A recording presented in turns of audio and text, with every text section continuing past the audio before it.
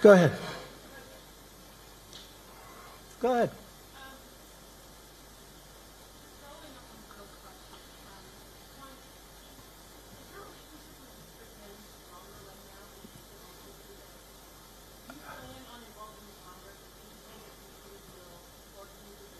I would like to involve Congress, yes. And no, I have a good relationship with Justin Trudeau. I really did. Other than he had a news conference that he had because he assumed I was in an airplane and I wasn't watching.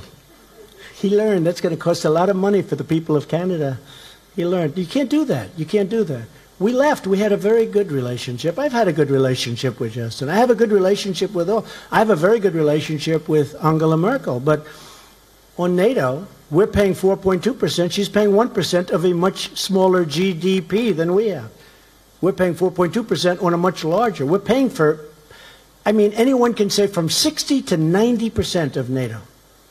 And we're protecting countries of Europe. And then on top of it, they kill us on trade. So you just can't have it that way. It's unfair to our taxpayers and to our people. But no, I have a good relationship with Justin, and I have, I think, a very good relationship with Chairman Kim right now. I really do. I think, I hope it's good, because if it is, we're going to solve a very big problem. I think we've gone a long way to solving it today. Should we keep going for a little while?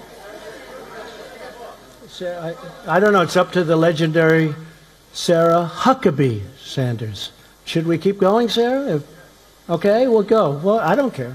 Hey, you know, it just means we get home a little later in the evening, right? Yeah, go ahead. Sure, go ahead. Go ahead. Hi, Mr. President. How are you? I'm nice, good. Nice From the Straits Times of Singapore. Welcome to the country. Thank you very much. I hope you enjoyed our food. Beautiful country, I did. I just wanted to find out, you describe this as a process. What is the immediate next step? Is there some ongoing dialogue? Yes. Oh, we're getting together next week to go into the details. And that's Secretary Pompeo, level? yeah, next week with John Bolton and our entire team to go over the details and to get this stuff done. We want to get it done. He wants to get it done. We're also working very much with South Korea. We're working with Japan. We're working with China to a lesser extent, but we're working with China. And you're coming back to Singapore? I would come back gladly. Your Prime Minister was fantastic. We were with him yesterday. He's done a great job. It was very welcoming. It really probably it probably made a difference, actually. It's a great place. Thank you very much. Thank you, Mr. Yes, ma'am. Thank you, Mr. President. What was it about that first interaction with Chairman Kim this morning that made you decide not to walk away after you said that you would know within the first minute if he was sincere? I've said that about relationships. I've said that about people. You know, in the first second, now I was generous, I said 5 seconds, but you know, in the first second, in some cases, sometimes that doesn't work out. But sometimes it does. From the beginning, we got along. But there's been a lot of groundwork. This wasn't like we went and we started talking about, as you know, right? We didn't just come in and start talking about these very complex subjects that have been going on for 70 years. We've been discussing this for months.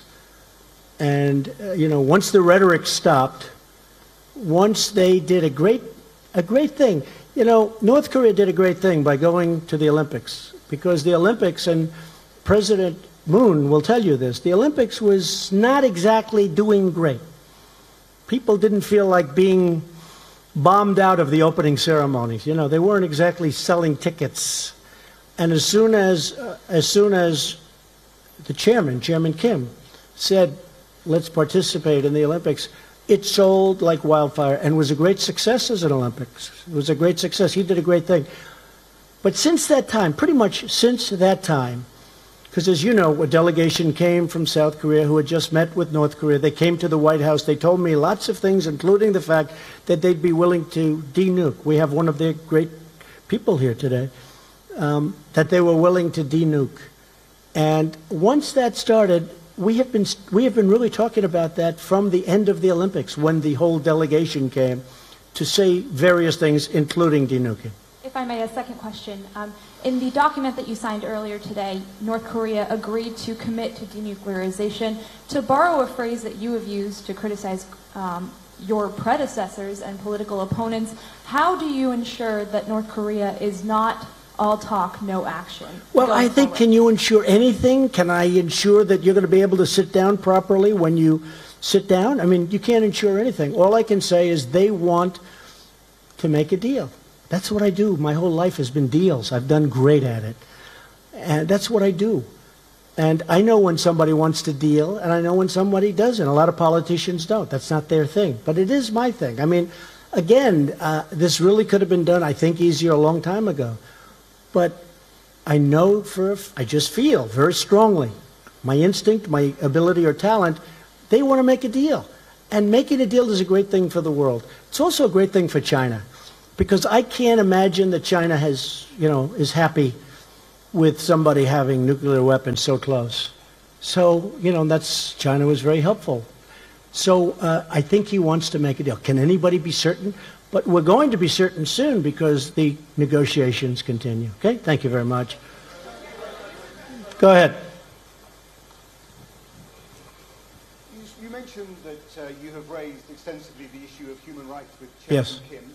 I wonder what you would say to the group of people who have no ability whatsoever to hear or to see this press conference, the 100,000 North Koreans kept in a network of gulags. Have you betrayed them by legitimizing the regime in Pyongyang? No, I think I've helped them because I think things will change. I think I've helped them. There's nothing I can say.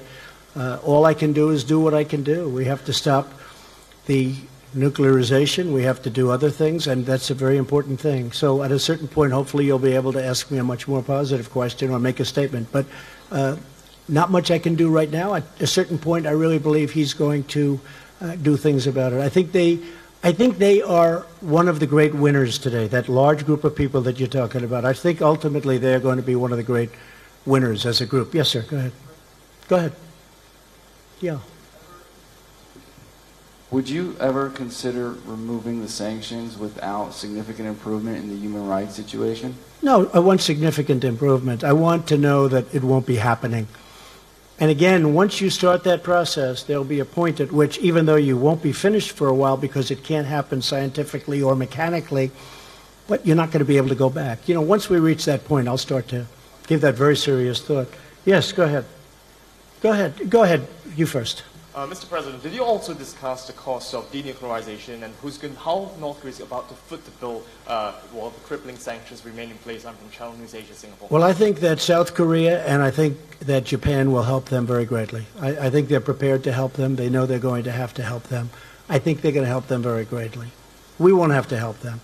The United States has been paying a big price at a lot of different places, but South Korea, which obviously is right next door, and Japan, which essentially is next door, they're going to be helping them, and I think they're going to be doing a very generous job and a terrific job. So they will be helping them. And yes, ma'am, go ahead, behind. Yes. Thank you, Mr. President. Thank you. I'd like to follow up on Steve's question. He asked you how long it would take to denuclearize the Korean Peninsula. You said a long time. What does that mean? Well, I don't know when you say a long time. I think we will do it as fast as it can be done scientifically, as fast as it can be done mechanically. I don't think, I've read horror stories. It's a 15-year process, okay? Assuming you wanted to do it quickly, I don't believe that. I think whoever wrote that is wrong. But there will be a point at which, when you're 20% through, you can't go back. I had an uncle who was a great professor for, I believe, 40 years at MIT, and I used to discuss nuclear with him all the time. He was a great expert. He was a great, brilliant genius, Dr. John Trump at MIT. I think he was there 40 years, I was told. In fact, the head of MIT sent me a book on my uncle. But we used to talk about nuclear. He was talking about a very complex subject. It's not just like, oh, gee, let's get rid of the nukes. It takes a period of time. But the main period of time that I'm talking is that first period. When you hit a certain point, you can't go back. It's very hard to go back. And how long will that take? Oh, we don't know, but it'll go pretty quickly. Go ahead. Sure. Thanks, Mr. President. I wanted to ask again on the sanctions campaign. You alluded at the very beginning that the Chinese are not doing as great a job securing the border as they were before. You expressed, some doubts when Kim went to see President Xi. The Russian foreign minister was in Pyongyang and said there shouldn't be any sanctions while these negotiations are underway. And the South Koreans are now talking about restoring some form of trade. So with all of those players appearing to be moving toward eroding sanctions, how can you keep the sanctions regime in place? What leverage do you have on these countries? Well, I think we have a lot of leverage. I think we have tremendous leverage. I do believe that China, despite my relationship with President Xi, a man who I told you I have great respect for and like also a lot, we're having very tough talks on trade. And I think that probably affects China somewhat, but I have to do what I have to do. And I think over the last 2 months, the border is more open than it was when we first started. But that is what it is. We have to do it. We have a tremendous deficit in trade, commonly known as a trade deficit. We have a tremendous deficit in trade with China. We have to do something about it. We can't continue to let that happen. And I think that has had an impact on my relationship in terms of the border. I don't think it has a relationship, I don't think it affects my feeling or my relationship to President Xi, but when we first started, we weren't ready to go that route. And as we started preparing and getting ready to do that, I think that's had an impact on, frankly, the border, which is a shame. But I have to do it. I have no choice. For our country, I have to do it. South Korea will do whatever's necessary to get a deal done. If that means we can't trade, well, they're not going to trade. They're definitely not going to trade. If they think, and they would do this with our concurrence, if they think that they can do some work because we're very far down the line, we're actually very far. That document, when you read it today, that's far down the line. That's not something that just happened to be put together. This was done over months. And again, the rhetoric was important and the sanctions were important. I don't even know which one was more important. They were both important. Yeah, go ahead. Mr. President, David Sanger from the New York Times. I was wondering if you could give us some sense of whether the Chairman Kim told you how many nuclear weapons he believes he's made, whether he's willing to turn those over first, and then whether in your mind you need to do more than was done in the Iran deal for actually dismantling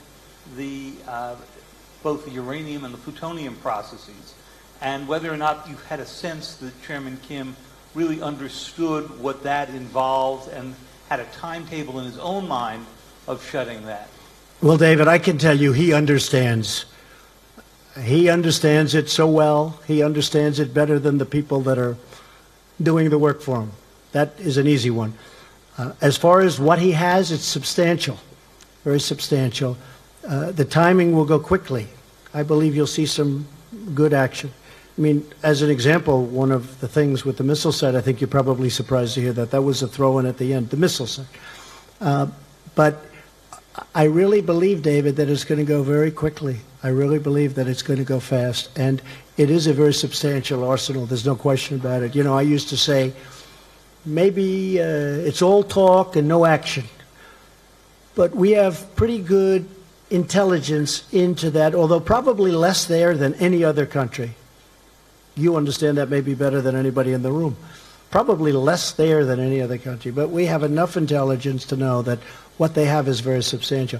This is why, David, I always say that this shouldn't have taken place so late into the process. Wouldn't this have been better if it was 5 years ago or 20 years ago or 15 years ago and we didn't have to worry about not having a successful meeting like today? So, and I still love my first interview with you, David. I still have that interview, actually. Yeah, go ahead. Thank you.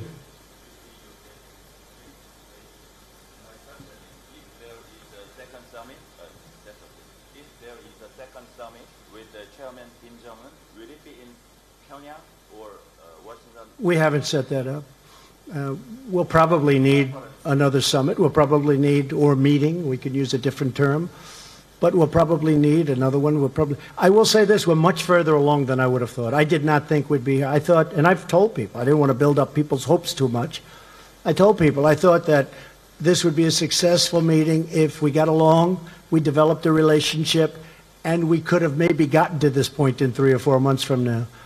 But it really happened very quickly. A lot of that was because of the foundation that was, put down before we met A lot of things happened very fast.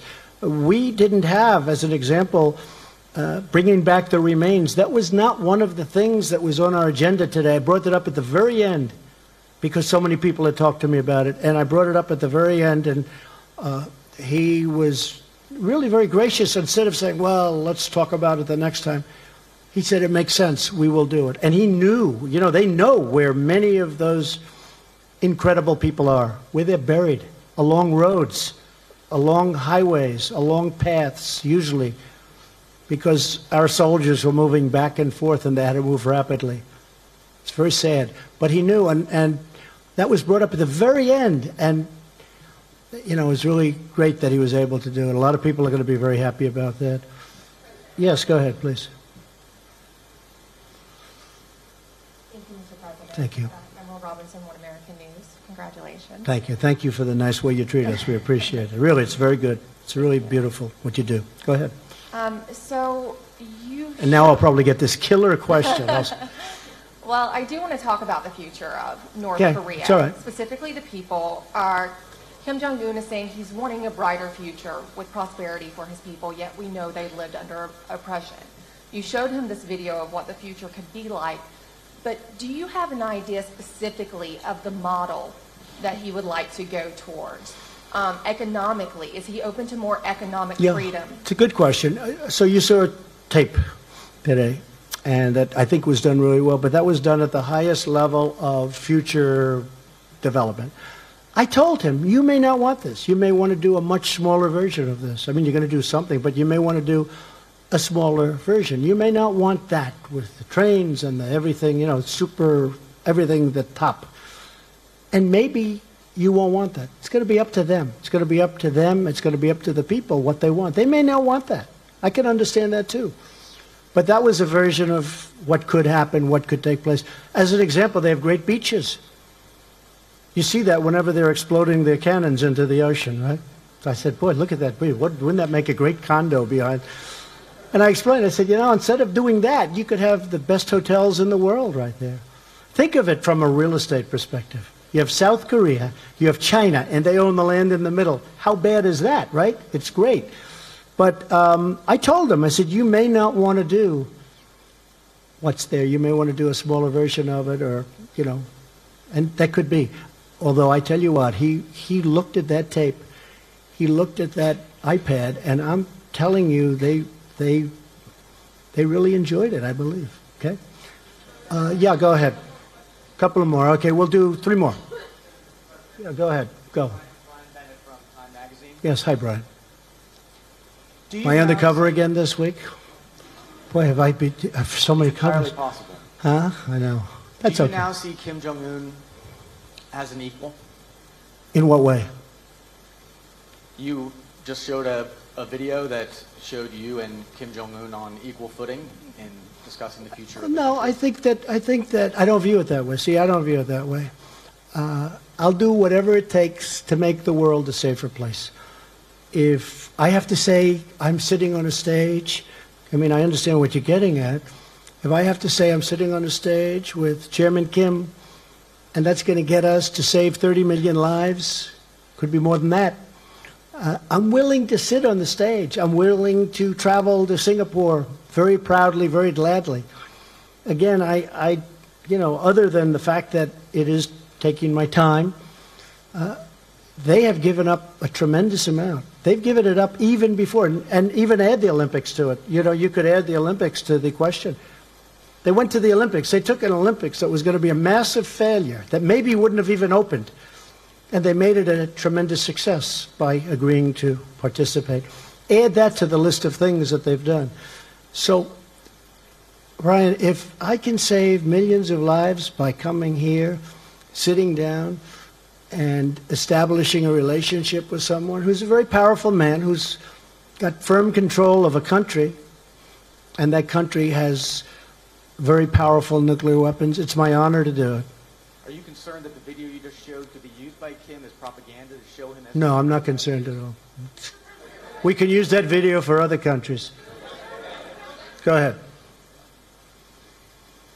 Mr. President, in the year 2000, President Clinton got a request by Kim Jong-il Got impressed? got a request Oh. from Kim Jong-il to travel to Pyongyang and meet him, and Clinton refused. He sent the Secretary of State Albright. Yeah, he did a great deal, and he spent $3 billion and got nothing. They started making nuclear weapons. Mr. President, and you, on the other hand, got the request and right away went here to meet him. And do you understand those people who say that you gave him the ultimate present, a legitimacy to a regime who oppress its people without an ongoing process before you, as the U.S. President, as the leader of the free world, meet, shake hands with this leader of North Korea who is perceived to be oppressing brutally his own people? Okay, good. I think we just answered the question. But do you understand these people? I understand it much better than you do. Okay, yeah, go ahead. Go ahead. Thank you very much. Yes. Mr. President, Eliana Johnson with Sure. Politico. Hi. Hi. You mentioned a couple specific concessions that you got from Kim, the return of remains and the destruction of the nuclear site. And I know you said that was And an much add-on. more, and much more than that. Yeah, I know you said the last thing was an add-on and it wasn't in the agreement, but that he gave you his word. If he doesn't follow through on these things, what are you prepared to do in response, and will you lose faith in this process? No, I think he'll do it. I really believe that. Otherwise, I wouldn't be doing this. I really believe, and it was really the engine testing site, in addition to all of the other things that they've agreed to do. It was they have a very powerful engine testing site that, again, we're able to see because of the heat that it emits. And yeah, I'm able to. I'm very happy. I'll tell you what. I'm very happy with those 2 points, the 2 points you mentioned. But I think you might be referring to the thing that's not in, which is the engine testing site. Honestly, I think he's going to do these things. I may be wrong. I mean, I may stand before you in 6 months and say, hey, I was wrong. I don't know that I'll ever admit that, but I'll find some kind of an excuse. Okay, one more. Come on. Yeah, go ahead. Go ahead, sure. Thanks, Mr. President. Thank you. Thank you. Jennifer Chen with Shenzhen Media Group China. I just would like to know, will you call Chinese President Xi when you come back to D.C. Yes. To discuss about achievements you made today with Yes. Chairman Kim? And I will. What's your expectation about China's role to accelerate the process to establish a long-term peace mechanism? Well, my expectation about China is that China is a great country with a great leader and a friend of mine. And I really believe that he's happy that we've made this kind of progress. And I've heard from him. But I will be calling him very shortly, maybe even before I land. Okay? And I have to say, and the United States is a great country. And we have set records economically, over $7 trillion in net worth addition to what we have. And we are almost twice the size of the economy of the United States. Nobody talks about this because you do hear a lot about China, rightfully so. But the United States now is almost twice the size of the economy of China. We have a great country, and we're on a correct path. Okay, one more, that'll be it. Oh, South Korea? Where's South Korea? I think you deserve, go ahead, go. You deserve one, yes. You deserve one. I've got two questions for you, Mr. President. First, you mentioned earlier that you're going to talk with South Korean President Moon Jae-in over the phone. What do you plan to discuss with him?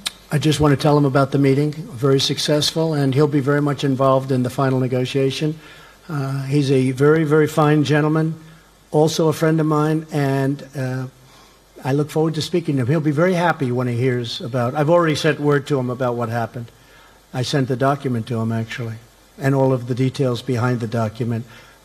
So I'll be talking to him very shortly. If I may ask another question, in signing the peace treaty, do you plan to work this out with North Korea's Chairman Kim only, or what do you think about the involvement of South Korea and China as the signatories? I'd like to have them involved also. There's a question as to whether or not we're supposed to or whether or not we legally have to. I don't care. I think it would be great to have China involved and also, of course, South Korea. Okay?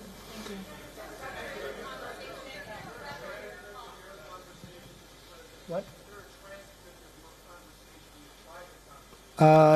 Mike, do they have a transcript? They probably have a rough transcript, which you can give us if you have one. No, they didn't record it. I don't think they recorded it. Are there any recordings of it? I wish there were, because it is interesting stuff. Say it. I don't. We probably have some notes or something, but they have actually detailed notes, I would imagine. But we had a great conversation. It was a very heartfelt conversation.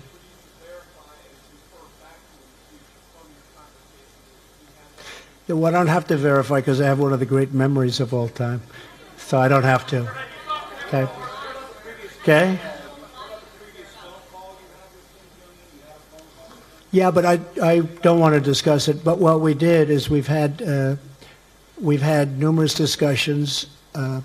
We've had very important relationships established at Mike's level and other levels. In fact, a couple of people are here from, as you know, from North Korea. They're in the room. We have a few people in the back also from the room.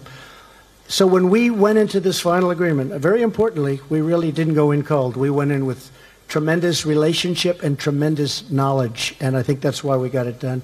So I'm going to head back. I don't know about you folks, but it's been a long time since I've taken it easy. So now we can take it a little bit easy, and then the work begins again. And I appreciate everybody being here. I hope we've answered your questions. And thank you very much. And sort of congratulations to everybody, because this is really, to me, it's a very important event in world history. And to be really true to myself, I have to add, I want to get it completed. So Mike, our whole team has to get to work and get it completed, because otherwise we've done a good job. But if you don't get the ball over the goal line, it doesn't mean enough, okay? So thank you, and sort of congratulations to everybody in the room. Thank you very much. Appreciate it. Thank you. Feel good. Yeah, very good. Very good. Thank you. President Trump, after over 1 hour of a press conference there, Ambassador, just getting your comments. The last one possibly just sums up what's happened today when he's telling Mike Pompeo, the Secretary of State, the ball has to go over the goal line. So we've started off very well, but complete the process.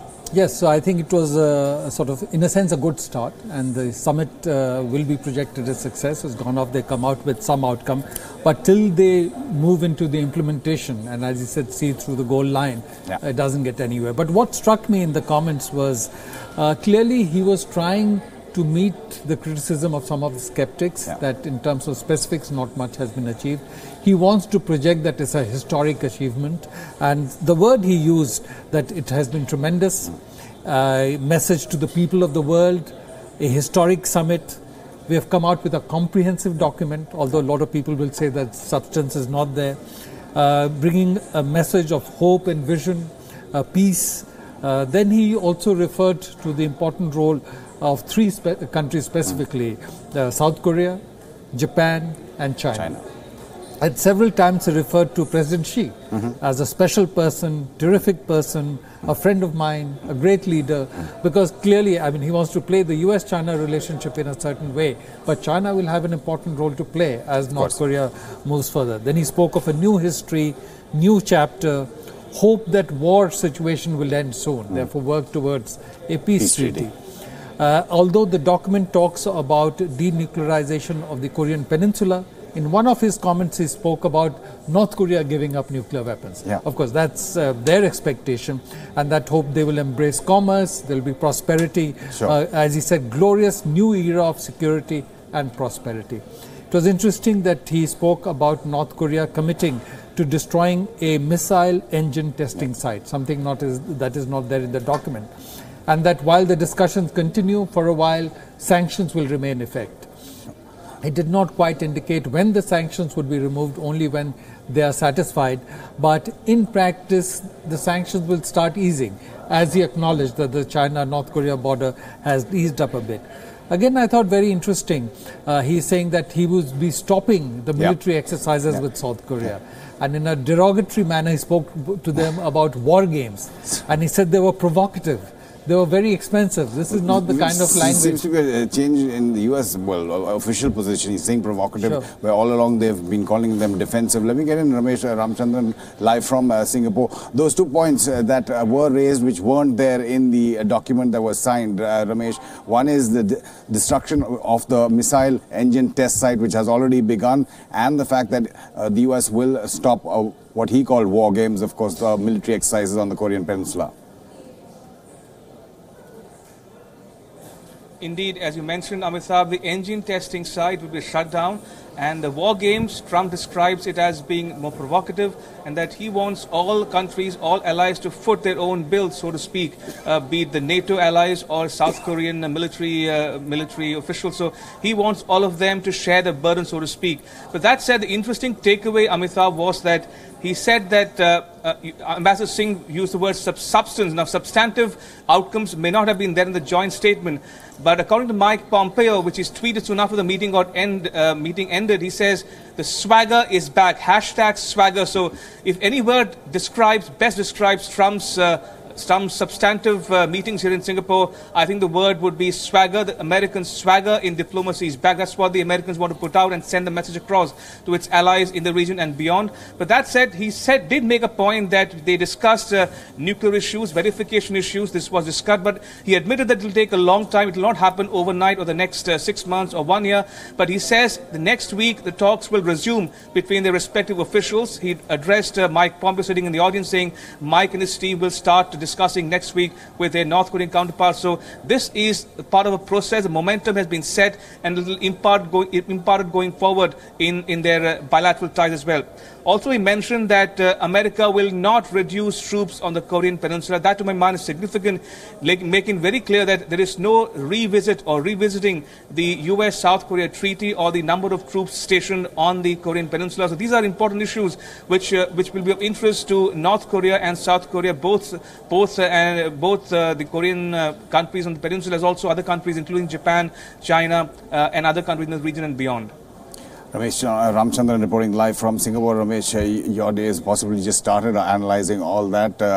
Ambassador Singh, not quite 25 hours, as Donald Trump said, without sleep, but it's been almost 10 hours. Thank you so much for joining us in the studios. We'll continue with all the updates after this.